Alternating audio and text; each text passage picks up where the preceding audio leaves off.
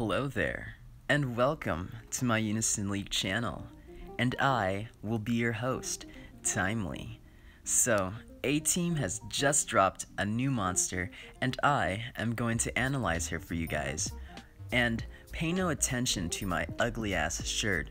A-Team is forcing everyone to wear these cosmetics to do the new event that's out right now, which I highly recommend doing. Free ethers, free monster orbs, and free Nino use. What can go wrong with that? But seriously though, it is like super funny that everyone is wearing these same cosmetics and stuff. And friendships are being torn apart because people are joining the opposite sides and stuff. And when somebody is not wearing their shirt, I'm just like, put on your shirt now. But anyways, I digress. Let's talk about this new monster that's out right now. First, let's check out that spawn real quick.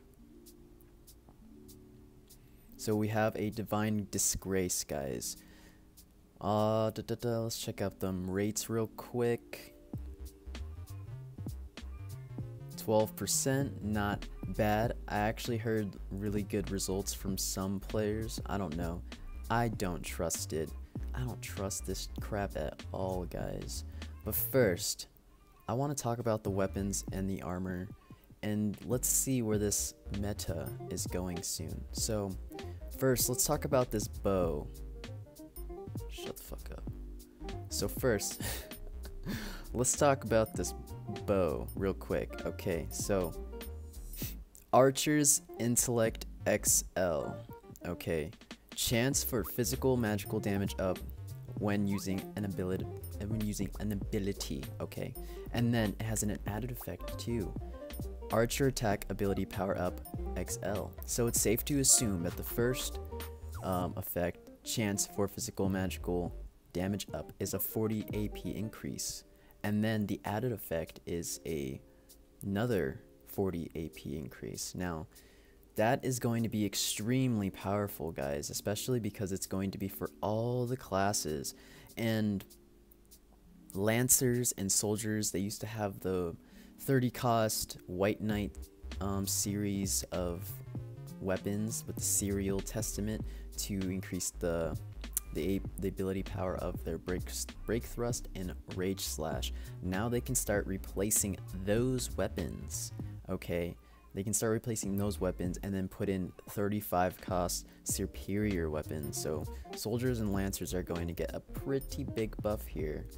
Now we're going to talk about the bow as well. Same with Archers too. Archers don't have like an underskill proc for Linkage Arrow. Okay, Linkage Arrow is going to get extremely powerful. The only thing about Archers is that they can't go through barriers or damage downs. Now they do have one ability in their arsenal called Spinning Snipe. Okay, so what Spinning Snipe is it's their one armor piercing move. Okay, and it does 80 AP per hit. Now if this added effect takes effect with attack ability replacement moves for each class, now that's going to be a significant buff for Archers, and I hope that is the case. It says Archer attack ability power, so if you're an Archer and you're using Spinning Snipe, you might get that extra 80 ability power for your Spinning Snipe. So each tick will do 80 ability power. You add this proc, each tick will do 160 ability power. Now that is extremely powerful, especially since it's just one proc, guys, and this has the potential to get Spinning Snipe to get hitting harder than Raging Pain, Break Thrust, Rage Slash. I don't know about Starburst. Starburst is about to get really strong, guys, with this new staff as well. So yeah, guys, these weapons look extremely overpowered, especially because they're 35 cost as well. So if you're an Archer and you don't like those barriers, everyone has barriers. You're always hitting barriers all the time. It's just the worst thing. It's the worst thing ever. Like, it's not fun. okay? I was once like you. I feel your pain, okay? Before we had Starburst, we had to, you know, hit barriers all the time, and then before Starburst, we had a fucking meteor with an 18-second cooldown, and people would guard it every 20 seconds and stuff. So we feel your pain, and this is your one gateway to becoming OP. Okay, so if you're a whale, get like 5 of these procs, put on spinning snipe, and just like one-shot everything. And then hell, put on that war song, get that 20 AP, extra AP, and then use this proc. You're gonna be one-shotting kids all day, every day. It's gonna be easy, fun stuff. Too bad I can't build an archer though. If I could, I would, but I'm so invested into mage right now, and I am just a small seal in a vast ocean of whales, and I only focus on my mage. So there's that. Now let's start talking about the armor. Okay, now it is a direct upgrade from the Blue Knight series of gear. So you know that ticket you can buy with your recycle metals, you get that Blue Knight series gear with the Reflection XL. Now this is an upgraded version of that. So from what I remember, Reflection XL was a 20-30% reflection. I don't know.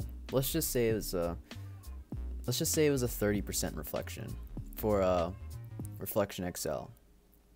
And then Magic old Reflection XXL was a 50% reflection, and then the single proc Magic Reflect XL was a 40% reflection.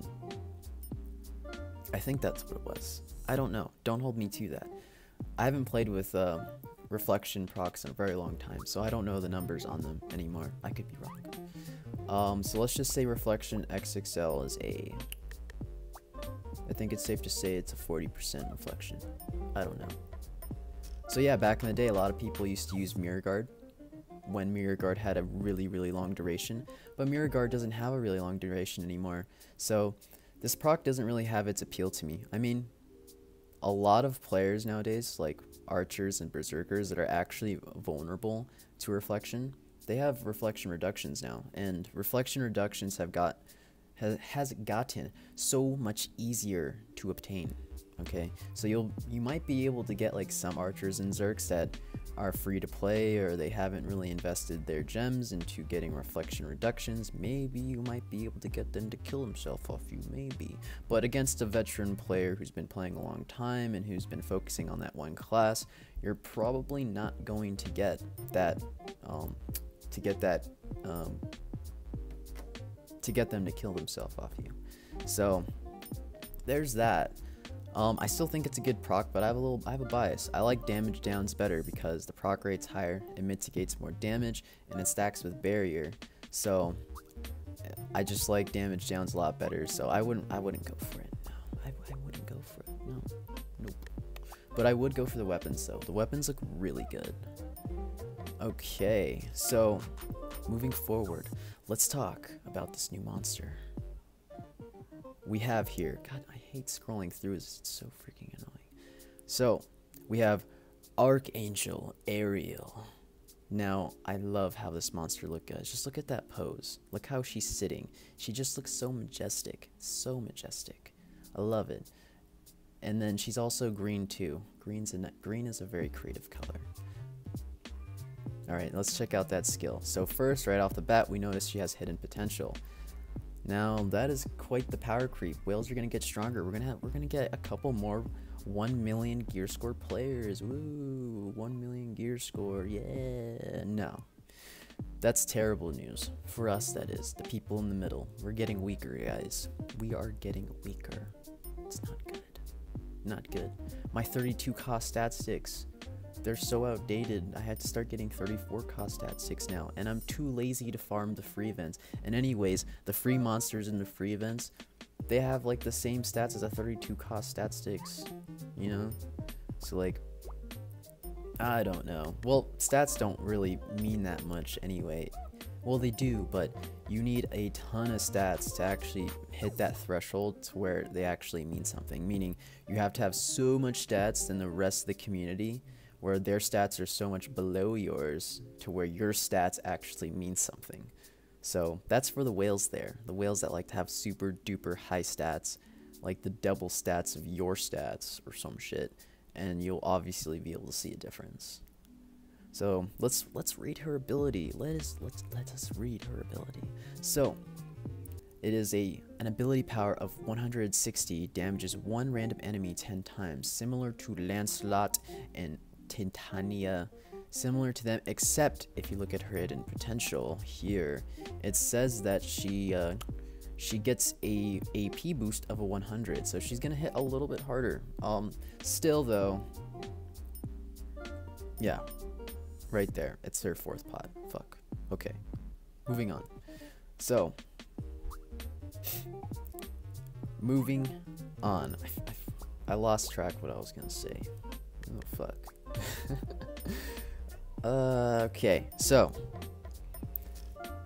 she increases the elemental attack of all elements for all allies by 6 for 120 seconds. Now that's going to be extremely good because you can stack that. You can get 10 elemental attack if you stack that with other monsters too.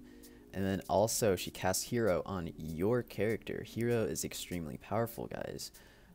It is definitely a necessity for super difficult quests for sure, having Hero. And then lastly, she has a unique effect where she applies Seraphic Element on allied field for 120 seconds. Okay, that is crazy. What this does is it increases all your stats by 40%, all elemental attacks for all elements by 4, and then your max HP by 40%, or everyone's max HP for 40%. So this is all in a field effect, guys. This cannot be balanced. This cannot be karma'd, okay? This is always going to be there for 120 seconds, and then it's going to be with your hero too. So you're going to be getting a 140% stat boost with this, okay? It's better than Mitsunari. This is a better effect than Mitsunari. The only thing Mitsunari has over this is the ability cooldown reduction. But this monster has Hero, and it has an elemental field effect similar to Mitsunari.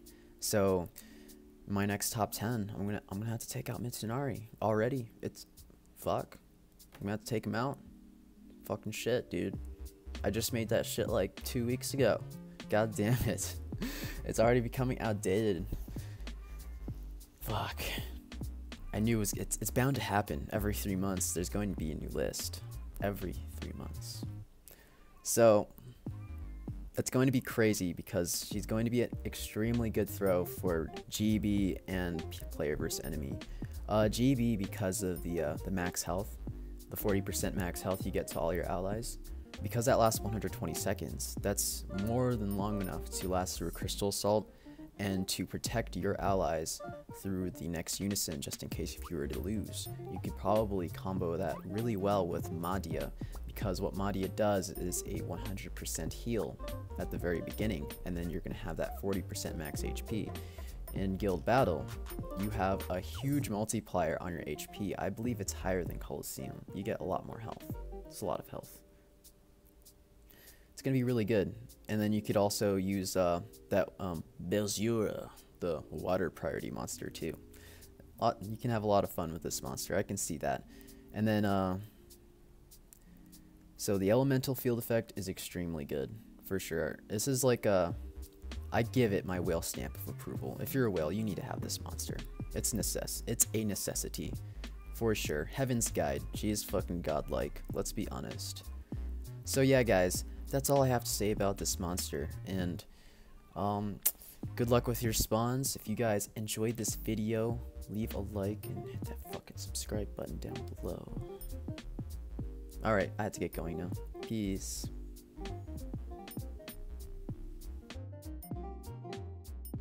Put on your shirt now.